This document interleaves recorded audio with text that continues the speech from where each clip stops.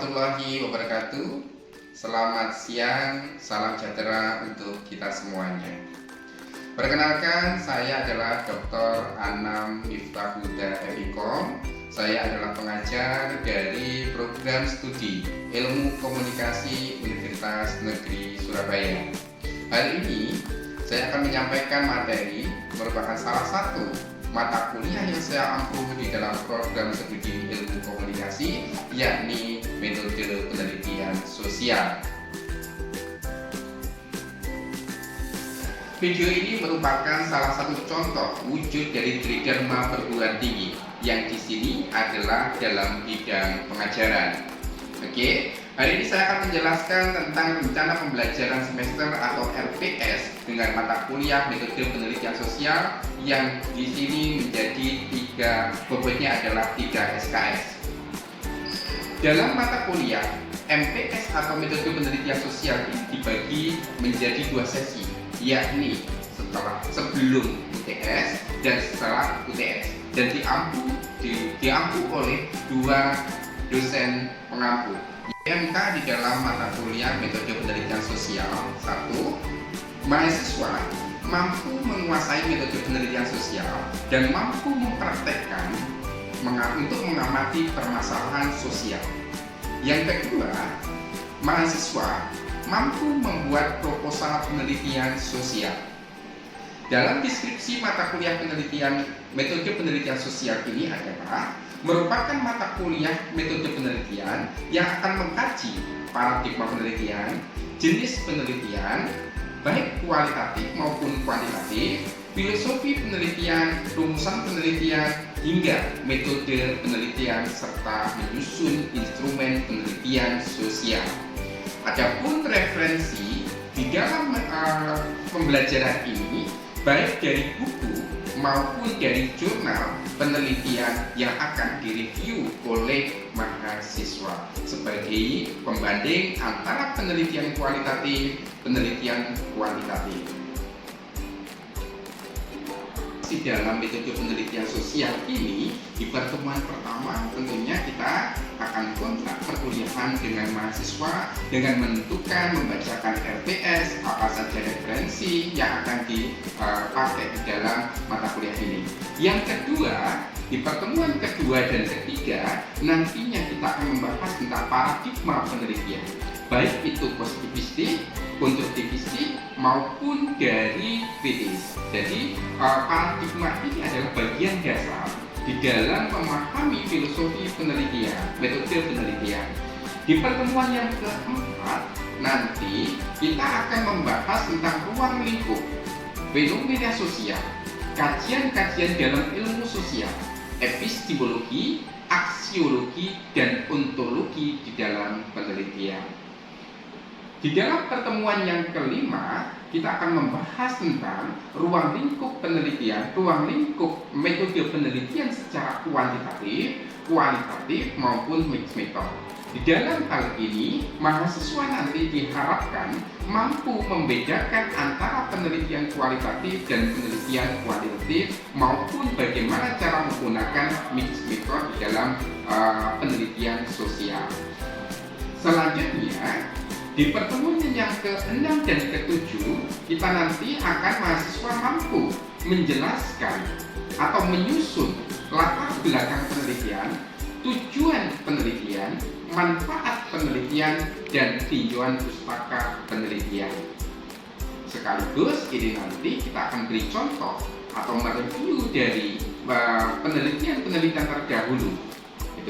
Di pertemuan ke-8 nantinya mahasiswa akan evaluasi dengan menggunakan tes tertulis maupun penugasan, yakni menyusun dari latar belakang penelitian hingga tinjauan pustaka atau kajian teori di dalam penelitian itu sendiri.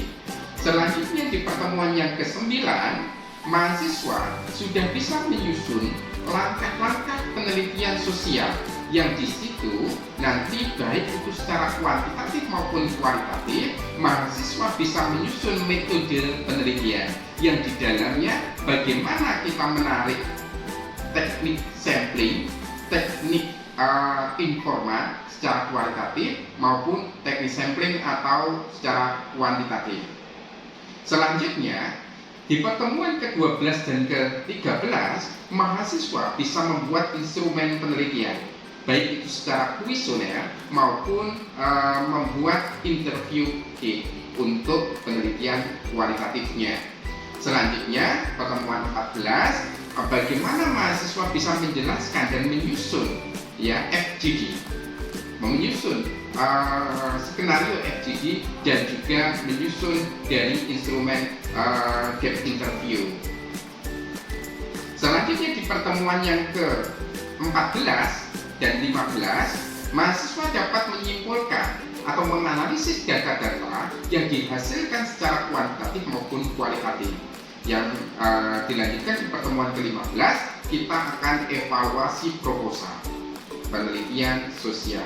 Dan di pertemuan yang ke-16 itu ada review dan diskusi pengumpulan tugas di dalam project base. Di dalam project base ini adalah mahasiswa mengumpulkan proposal secara mandiri untuk penelitian sosial ini.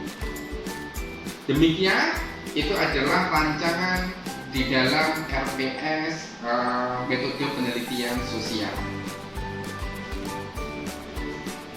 Oke, ini adalah salah satu contoh proses pengajaran dari mata kuliah metode penelitian sosial yang saya ambil. Ya, Assalamualaikum warahmatullahi wabarakatuh. Waalaikumsalam warahmatullahi wabarakatuh. Gimana kabarnya hari ini? Alhamdulillah. Hari ini kita akan melanjutkan pertemuannya kita yang ketiga. Kalau kemarin kita sudah membahas bagaimana kita sudah mengetahui tentang menyusun latar belakang masalah, mengapa itu masalah terjadi, bagaimana masalah itu terjadi, dan kapan, di mana posisi masalah itu terjadi. Saat ini kita akan membahas bagaimana menentukan rumusan masalah. Jadi ketika kita sudah mengetahui masalah itu terjadi, apa yang akan kita lakukan? Itu yang harus kita perhatikan. Menentukan masalah, rumusannya apa? Apakah kemarin kita sudah membahas tentang pendekatan secara kritis, konstruktif, maupun risiko? Coba. Yang ketiga, tentang kuantitatif. Pendekatan. Ada 3 pendekatan. Coba, kalau yang bisa. Pendekatan, paradigma pendekatan. 3, konstruktif. Terus coba dicari siapa yang tahu. Yang ketiga apa? Positif. Yang ketiga adalah kritis. Dan pertanyaan-pertanyaan nanti akan kembali ke sana. Bagaimana kita menentukan rumusan masalah? Apakah menggunakan kata tanya konstruktif? Bagaimana kalau konstruktif? Mengapa itu dengan kritis? Sedangkan apakah itu menggunakan positif? Jadi pendekatan-pendekatan ini yang kita akan lakukan menggunakan bagaimana menentukan rumusan masalah. Ini selanjutnya. Ini adalah rumusan masalah secara umum. Kita akan lihat kategorinya. Nih, coba. Penelitian sosial, meneliti dengan fenomena sosial. Selanjutnya ada, saya buka semua aja. Oke. Ada 7 ya.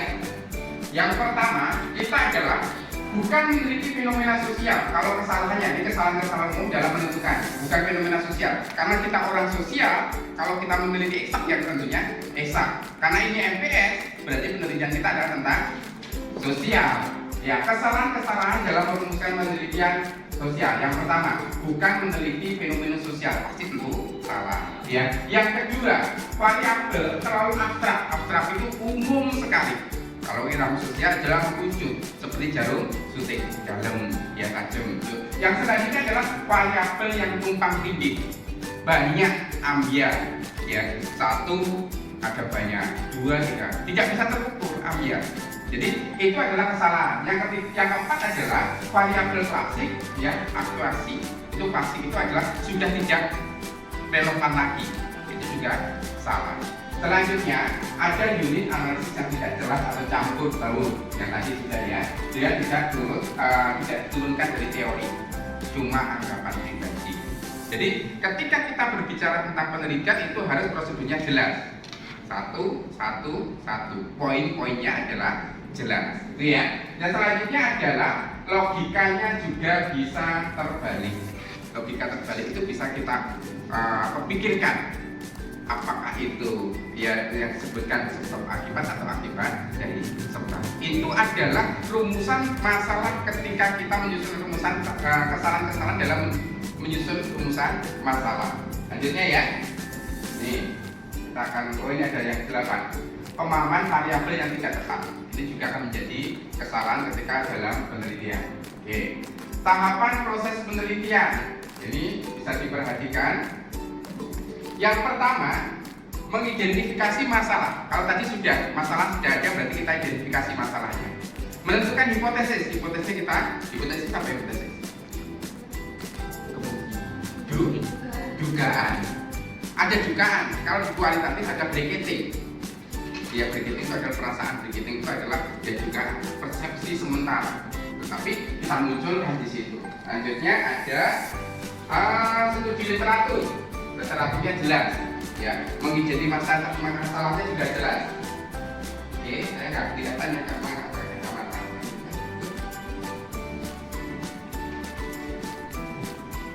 Lihat mati ya, katanya dulu. Tidak bisa nggak pakai kacamata, jadi kita akan bacakan di sini. Tahapan proses penelitian yang pertama adalah mengidentifikasi masalah. Yang kedua adalah membuat hipotesis. Terus yang ketiga adalah berkaitan literatur, mencari referensinya. Yang keempat adalah mengidentifikasi dan memaknai variabel. Variabel apa aja yang kita pakai. Kalau Anda meneliti terkait dengan marketing, berarti ada 4P, 5P, ya kan? Nah, mega P itu dipakai variabelnya, indikatornya dipakai. Terus membuat definisi operasionalnya. Operasionalnya apa saja. Selanjutnya adalah menyusun desain, membuat kerangka berpikirnya. Ya kan, kerangka berpikir, menyusun, mengidentifikasi dan alat observasi. Kalau di dalam kuantitatif itu menggunakan kuesioner, kalau di kualitatif menggunakan interview gate. Berarti pertanyaan-pertanyaan kita susun. Kalau di kuantitatif berarti kita menyusun kuesionernya. Dia menjawab setuju, tidak setuju, menggunakan skala dan sebagainya. Ya. Terus melakukan analisa statistik. Ini adalah analisa statistik ini adalah bagaimana data ini sudah diambil, ya, terbaru kita ukur menggunakan alat SPSS atau sebagaimana, ya, itu bisa. Terus menggunakan komputerisasi menggunakan data bisa. Selanjutnya yang terakhir adalah menulis laporan hasil penelitian. Ini adalah prosedur ketika kita penelitian sosial. Jadi teman-teman silahkan nanti kalau kita menyusun penelitian sosial, inilah langkah-langkah menyusun penelitian sosial. Selanjutnya ya, kita akan menentukan bagaimana menemukan permasalahan. Ya, permasalahan itu terjadi ketika ada kesenjangan, kesenjangan antara realita, ya, antara yang ada di dalam pemikiran kita. Itu pasti ada problematika atau masalah sosial yang ada di situ, sehingga akan muncul ide-ide baru.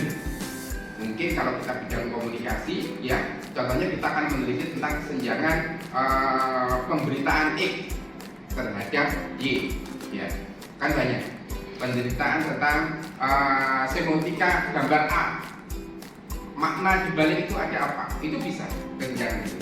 Jadi kesenjangan inilah yang akan kita teliti. Di situ ada apa dan mengapa itu terjadi. Sehingga kita nanti akan melihat siklus di dalam penemuan masalah. Dan ini setiap individu akan membuat masalah yang berbeda-beda. Dan penemuannya juga berbeda-beda. Sehingga nanti pemikiran ini yang akan kita buat untuk menjadi bagian dari penentuan masalah, begitu ya. Oke, mungkin di sini ada yang perlu.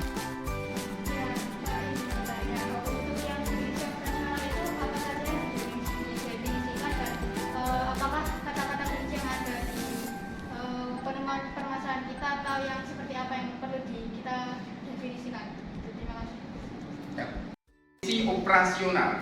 yang dinamakan definisi operasional itu adalah diturunkan dari teori. Ya, turunnya dari teori. Teorinya ada apa?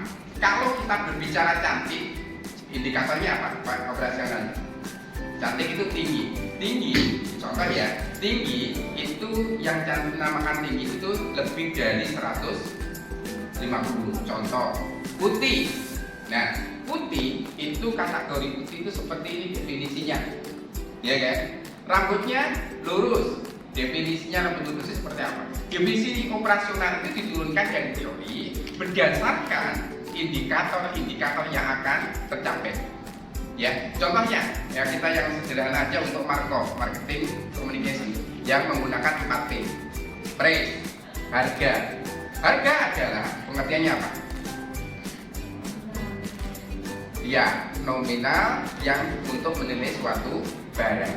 Ya, price itu. Terus promotion. Promotion adalah itu namanya definisi operasional. Jadi ada plotnya sendiri-sendiri. Jadi nanti kalau teman-teman penelitian secara kuantitatif berdirinya dari teori itu. Jadi nanti kita buat kuesioner operasional jalan, kuesioner jalan. Ya kan? Contohnya harga sudah sesuai dengan tertera di dalam label. Ya, tidak setuju kan gitu. Kadang-kadang kalau kita lihat di di supermarket kan seperti itu. Kadang-kadang kok nggak sesuai ya. Akhirnya kita penelitian gitu loh. Jadi variabel definisi operasional itu teruruni dari teori. Begitu ya? Jelas? Ya, oke. Ada yang lain mungkin sebelum kita lanjutkan? Cukup? Ya, kita lanjutkan dulu ya. Oke. Nih, cara menemukan permasalahan. Oke. Ini gambar skema ini coba nanti teman-teman bisa mengembangkan tersendiri. Bagaimana kita memilih permasalahan? Ya, ada rekomendasi apa itu? Suatu riset. Rekomendasi suatu riset ini adalah riset lanjutan. Contohnya Mbak Aisyah sudah sampai sini. Oh, bisa dilanjutkan dalam bidang A, bidang B. Biasanya kan itu ya. Ini adalah rekomendasi suatu riset. Riset ini menganjurkan untuk menelitikan penelitian lanjutan gitu. Jadi itu adalah bisa kita lakukan untuk penelitian lanjutan. Selanjutnya ya analogi. Apa analogi? Analogi coba analogi ada yang jadi. Analogi adalah pemikiran, menganalogikan atau menganalogikan, mengumpamakan, ya mengumpamakan. Jadi kita risetnya adalah seumpama kita nanti membuat inovasi ini bagaimana ya yang terjadi. Itu menganalogikan. Terus selanjutnya ada renovasi. Renovasi berarti memperbaharui, memperbaiki riset-riset yang sudah ada. Selanjutnya ada dialektika. Apa dialektika itu? Membandingkan, mendiskusikan penelitian A, Mbak Aisyah dengan Mbak Jasmine didiskusikan. Itu adalah menganalogi Iya, mendialektika. Terus ada mengeksplorasi. Apa? Eksplorasi. Ya, coba. Membagi, menjelaskan kembali sehingga nanti penelitian itu bisa terjadi lebih luas, lebih dalam, sehingga nanti apa yang dilakukan di sini lebih jelas. Ini adalah bagaimana konsep-konsep menemukan masalah, ya, dan nanti bisa dipelajari sendiri di dalam materi kita. Oke. Ini adalah bagian-bagian ketika kita menentukan penelitian. Tapi sebelumnya, teman-teman kita semuanya kita akan feedback yang kemarin. Ketika kita penelitian konstruktif, berarti adalah kualitatif. Kita membangkitkan kembali, itu ada masalah. Sebenarnya nggak ada masalah, bisa jadi. Contohnya, ya, masalah itu tidak harus positif atau negatif, nggak harus, ya, atau negatif saja. Positif bisa jadi. Ya, contohnya kalau kita melihat strategi CSR PT dan Garam itu sudah bagus. Apa yang sudah bagus itu kita potret, ya, sehingga nanti ini bisa dilaksanakan oleh PT-PT yang lain. Itu bisa jadi, ya. Jadi permasalahan itu terjadi bukan hanya yang negatif, yang positif bisa, tetapi ini bisa dieksplorasi untuk pembelajaran ya perusahaan-perusahaan lain. Kalau kita meneliti, contohnya lagi kalau penelitian secara kualitatif, secara fenomenologi, itu juga beda lagi, ya, nggak ada masalah kok. Saya ada seorang penjaga atau ojol perempuan yang sering penelitian. Ya, ojol perempuan itu sebenarnya dia fine-fine aja kok. Nggak perlu kita teliti, ada masalah nggak? Nggak ada masalah kan? Tetapi bagaimana kita melihat motifnya itu bisa jadi masalah akhirnya. Ada apa dia kok mau jadi ojek, ya kan? Ada apa kok mau jadi tukang becak perempuan? Ada apa di balik itu kok menjadi, mohon maaf, laki-laki jadi perempuan, ya kan? Di balik itu pasti ada alasan. Itu kalau secara fenomenologi. Apakah perlu diteliti? Iya, perlu diteliti. Karena apa? Itu menyangkut fenomena sosial. Mungkin itu ya teman-teman semuanya. Kalau nanti coba kita akan renungkan kembali bagaimana metode penelitian sosial ini bisa diimplementasikan di masyarakat, dan kita teman-teman bisa menyusun judul-judul penelitian, menentukan rumusan masalah penelitian secara sosial itu bisa menjadi bahan kajian. Sehingga nanti ingat ya, luaran kita adalah proposal penelitian. Luarnya adalah proposal penelitian. Jadi teman-teman di sini bisa menyusun dari awal hingga akhir laporan penelitian, nanti bisa menjadi satu bagian dari penelitian sosial. Begitu. Mungkin ada lagi yang perlu ditanyakan sebelum kita diskusikan, atau teman-teman bisa membuat judul. Oke, ada yang mau tanya? Silakan, Mbak. Gimana kita nentuin kalau sebuah permasalahan itu layak untuk diteliti? Oke, bagus pertanyaannya. Bagaimana penelitian itu layak diteliti? Ketika layak diteliti itu berdasarkan apa? Satu, kalau namanya penelitian itu layak diteliti berarti dia akan manfaat atau tidak. Kalau itu manfaat berarti layak diteliti. Manfaat itu bagian dari siapa? Apakah manfaat secara akademik, ya, atau secara teoritis, kan gitu? Atau secara praktis, gitu kan? Sehingga nanti teman-teman ini layak atau tidak itu kembali si peneliti. Satu, pasti. Karena si peneliti itu memiliki apa yang akan dia ingin tahu. Contoh, beda loh ya. Pak Anam ingin tahu tentang Jasmine. Siapa sih Jasmine? Ada motif tersendiri. Saya ingin tahu tentang Jasmine. Aisyah nggak perlu tahu, nggak mau tahu. Berarti ada kepentingan. Ya, ada manfaat saya tentang Jasmine. Aisyah nggak tahu. Jadi yang dipeliti ini ada manfaatnya untuk apa? Apakah itu secara teoritis, ya, akademisi, atau praktis? Kalau teoritis, kembangannya adalah untuk pengetahuan. Ya, ada pengetahuan atau referensi kehidupan yang akan datang. Kalau itu secara praktis, berarti penelitian itu bisa dipergunakan untuk perusahaan itu, atau orang-orang yang terlibat di situ bisa untuk sebagai evaluasi, bisa sebagai untuk mengubah atau memperbaiki. Dulu strateginya kurang baik, hasil penelitian, oh ini loh yang rekomendasinya bisa dipergunakan. Ya, kembalinya seperti itu. Jadi ketika itu layak tidak layaknya kembali kepada manfaat penelitiannya masing-masing, sehingga manfaat itu bisa dikembangkan. Apakah manfaat atau tidak? Begitu ya. Itu Mbak Aisyah. Ada lagi? Sudah cukup. Oke. Ada yang lain kira-kira? Pas butuh? Cukup. Kalau sudah, mungkin pertemuan hari ini kita cukupi sekian. Nanti teman-teman silakan membuat paper, ya, atau membuat satu lembar, ya, rumusan masalah apa saja, dibuat poin-poinnya, sehingga nanti kita kumpulkan minggu depan, sehingga nanti kita akan evaluasi lagi seperti apa gambaran untuk penelitian sosial ini, gitu ya. Oke, kalau begitu saya akhiri cukup sekian teman-teman semuanya. Terima kasih. Assalamualaikum warahmatullahi wabarakatuh. Waalaikumsalam warahmatullahi wabarakatuh.